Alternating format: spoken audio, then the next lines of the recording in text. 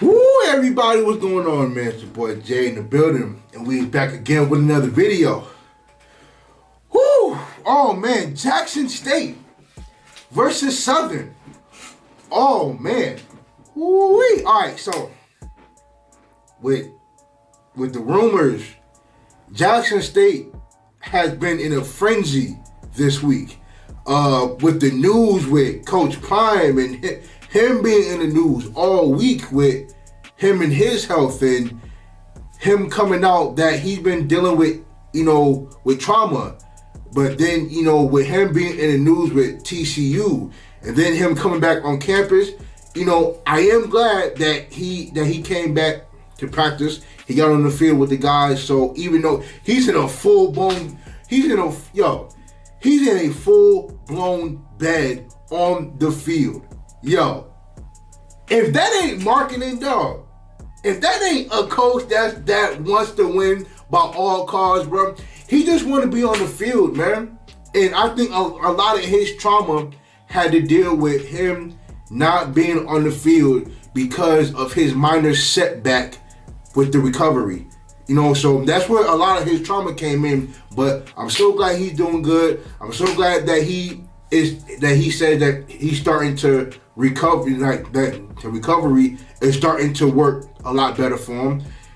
In terms of him being in the news with TCU, and now with him not knowing whether or not he even took the interview is beyond me. I don't know, but that whole the Jackson State fan base has been in an absolute frenzy all week. They didn't really. A lot of people are not really thinking about the game this Saturday. They're thinking about if Deion Sanders is leaving after this year. So a lot of the fan base ain't really too focused on the game. But I sure hope Jackson State themselves, the players, I hope they focus. Cause Southern ain't nothing to sneeze at all. And with this team has lost a game, won a game. Lost a game, won a game. So they haven't had a 2-game winning streak, nor a 2-game losing streak. In the last game that they played, they lost. So I know in their eyes, if they're looking at the schedule, like they're due for a win. And I hope Jackson State is coming to play because Southern ain't nothing to just gloss over. Now, with this game here, this is a man-on-man game.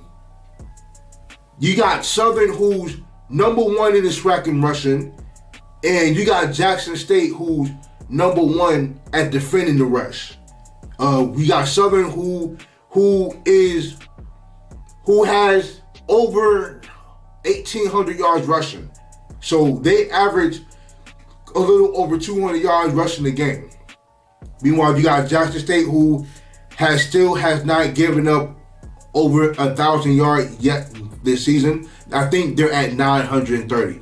But they give up a little less than, a little over 100 yards a game. I think it's like 105, 106, something like that. So, man, we're going to see a lot of Kobe, a lot of Devin Ben, a lot of Craig Nelson, a lot of Jared Sims, a lot of Gerard Sims, and I'm pretty sure McDaniel is going to get in on the action when it comes to this run. Now, Southern has 19 touchdowns rushing, but it's divided into like 5-6 different players got rushing touchdowns. I think Kobe Dillon leads the team in rushing yards and touchdowns. I think he has 770 yards rushing with 4 touchdown runs. And, with Davion Ben, he still leads the team in rushing attempts, but I think he has about 400 yards rushing with 3 touchdowns. Now, Kobe Dillon didn't play last week. So I'm pretty sure I don't know if he was recovering from an injury or not, or they couldn't suit up more than 3 running backs because the rest of the running backs played. So if it's Kobe Dillon's time to run the ball, he's gonna be fresh. And I'm gonna say this for Jackson State. I hope that Keaton Hamilton, Aubrey Miller, and James Houston are ready to tackle, because I think those 3 alone, if they're reading their keys well, if they're gathering to the ball, one of them should have 15 tackles. And three of them should have 10. Like 3 of them should have 10 tackles, because if we know this for sure, Southern is going to run the ball at least 50 times this game. They're going to run the ball. And it's not like Jackson State has a whole lot of weaknesses on defense, because they're number 1 in pass defense, number 1 in rush defense, number 1 in total defense. So I think they're probably going to have to look for the weakest side. Now, me personally, I think they're probably going to look for what side C.J. Holmes is on. Now, I've been seeing him the last few weeks getting beat on man-man coverages. So I don't know what Southern's game plan is going to be. I don't know if they're going to come up with something different. They may come up with a few, if y'all hear the ice cream truck, my bad. But they may be coming up with a few trick plays here and there. So I think honestly I don't know if they're going to change up the game plan, because they leave the SWAC in Russian. So I think they're going to try and give it to him. And I hope Keaton Hamilton is ready.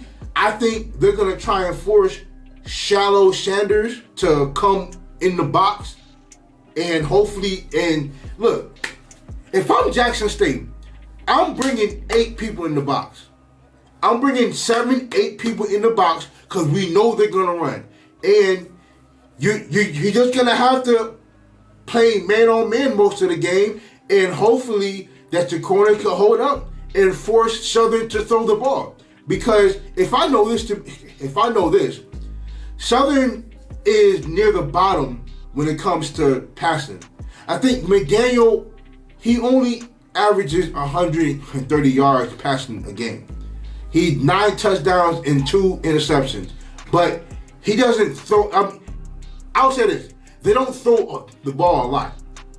He does average over 60% of his passes. So I can say, I'm not going to say that he doesn't throw the ball well, because they don't throw it often. But if I'm Jackson State, I'm forcing Southern to throw the ball. You have to force McDaniel to beat you. You don't want to get any of their running backs started, because you got Kobe Dillon and Craig Nelson when it comes to speed. You got Devin Ben and Gerard Sims when it comes to power. But all of them can catch out the backfield. And I think that's the scariest thing about it. But you know what's crazy is that I don't understand why Southern don't run a 2-back set. I think that's kind of confusing to me, because they like to spread the ball out, but they like to run the ball. And with Jackson State, I don't know how much that's going to suffice with this team, because you have 3, in terms of a linebacking core, this is the best in the SWAC. A lot of people see Aubrey Miller and James Houston and just recognize those 2. A lot of people are forgetting about Keaton Hamilton. He won the SWAC Defensive Player of the Year in 2018. He'd been preseason SWAC Defensive Player of the Year for the last 2 seasons. And this dude is a tackling machine. He's second in the team in tackles. So a lot of people may not speak about him as much, but this dude is still a ball player. I think this dude is gonna be drafted next year. This guy's gonna be one of the guys in HBCU football to get drafted. So I hope that nobody is sleeping on him when it comes to playing defense, because Keaton Hamilton can still get after the ball. And I think Aubrey Miller is definitely gonna get after the ball. In terms of James Houston, he's going to be doing a lot of, I think he should be doing a lot of his power rushing from the inside, because they're going to run the ball a lot in the inside. They're going to run the ball a lot. I mean, look, I think James Houston, you can't get no advice from me. I think James Houston is going to continue to do what he does. He's going to continue to bull rush. He's going to continue to power rush, do whatever he's been doing. He's second in the SWAC in sacks, second in the SWAC in tackles for loss, and he ain't far behind from Isaiah Land. He ain't far behind. So I think James Houston is definitely one of the guys that I think the nation now has his eyes on. So I think in terms of Jackson State's offense, I think they're going to spread the ball around. I think with Southern in their defense, Anderson and their all-around playmaker, I think he's going to be first team All-SWAC. Like him and Chase Foster, I think they're going to attack the corners. They're going to try and throw away from Chase Foster, and they should attack the outside. With Keith Corbin and Malachi. And I don't know if Shane Hooks is back or not, but with Shane Hooks, with Lanier, and who knows who's going to start at running back. But I think with the offense, they should continue to do what they've been doing, but I think they should attack the outside. Keep it away from Anderson. But I think, oh man, I just hope Jackson State is not sleeping, because Southern is a really good team. So, but I do have Jackson State winning this game. Look, they can't afford, they can afford to lose this game, but I tell you this, they do that FAMU in the rearview mirror, because FAMU's schedule for the rest of the season is pretty much in good hands. I think they'll win out the rest of the games. In terms of Jackson State, with Southern this weekend, they have Alcorn State next weekend. So they got some real tough games these last 2 weeks. But I think Jackson State gonna do it. I think Jackson State ain't gonna sleep on Southern. And I think this is gonna be a real good game. Now, they do have a tendency to play down to the competition. But Southern is competition. But I hope that the outside noise don't really get to them. I hope that they're focused. I hope that they're ready to play. And we're just going to have to sit back and wait and see, man. But I think it's going to be real good. This is going to be real. Oh, man, this is going to be real good. I won't watch the game.